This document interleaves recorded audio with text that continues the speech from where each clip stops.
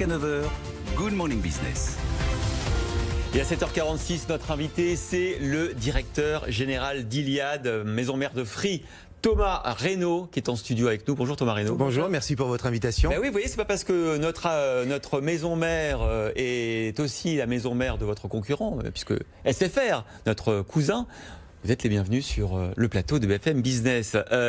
C'est un secteur, les télécoms, qui est vraiment résilient. La crise l'a montré. S'il y a un secteur qui a pratiquement pas souffert, on va pas se mentir, de ce confinement, c'est les télécoms parce que d'abord les clients, ils avaient besoin plus que jamais des services du haut débit, de la télévision quand ils étaient confinés, et puis on se désabonne pas facilement quand on est confiné.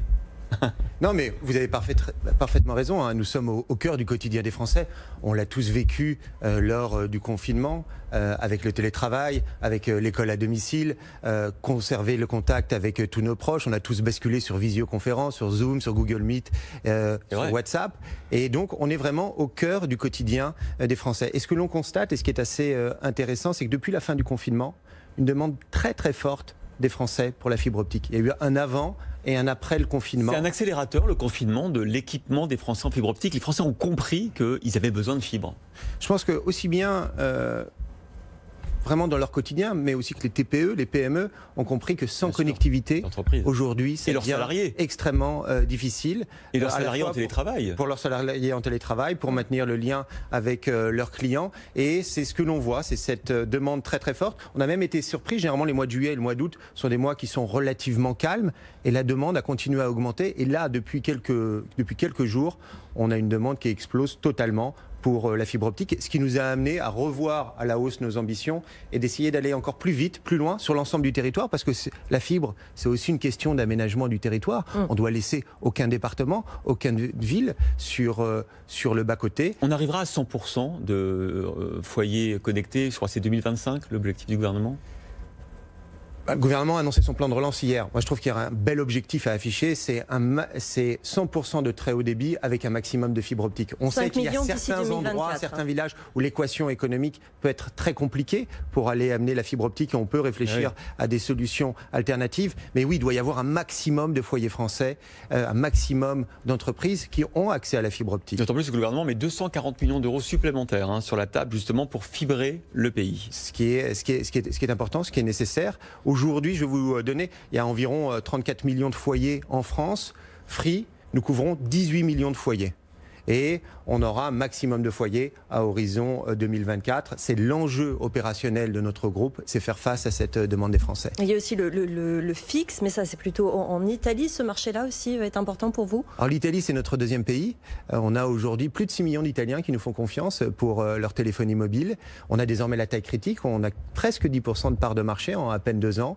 Et donc on a décidé de venir adresser le marché du fixe. On se lancera en début d'année prochaine et notre Freebox du coup devrait franchir les Alpes dans les tout premiers jours de 2021. Vous avez attaqué par le mobile et maintenant vous allez effectivement sur le marché du haut débit et du fixe. Voilà. C'est finalement plutôt une opération réussie l'Italie. C'était pas évident quand vous avez racheté, vous avez décidé d'aller sur l'Italie. On s'est lancé, c'était un sacré pari entrepreneurial parce qu'on a commencé d'une feuille blanche il y a 2 ans, sans un seul abonné, sans infrastructure. C'était un peu un pari aussi à l'image de Free qui ressemble à notre ADN et un pari qui est en train d'être réussi. Alors le gros morceau, c'est la 5G. Oui. La 5G, les enchères normalement fin septembre, vous avez confirmation par l'ARCEP? On comprend que les enchères devraient avoir lieu fin septembre, début octobre. On a eu un long débat autour de la 5G. J'espère un débat qui a permis de clarifier un certain nombre de points. La 5G, c'est un rendez-vous important pour Free, pour le secteur des télécoms, mais surtout pour notre économie.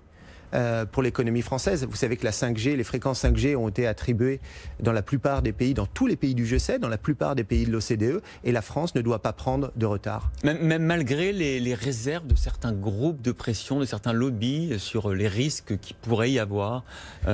Moi, j'ai la conviction que la 5G, ça ne doit pas être une idéologie. La 5G, c'est une technologie. Il y a eu un débat autour de 5G et environnement.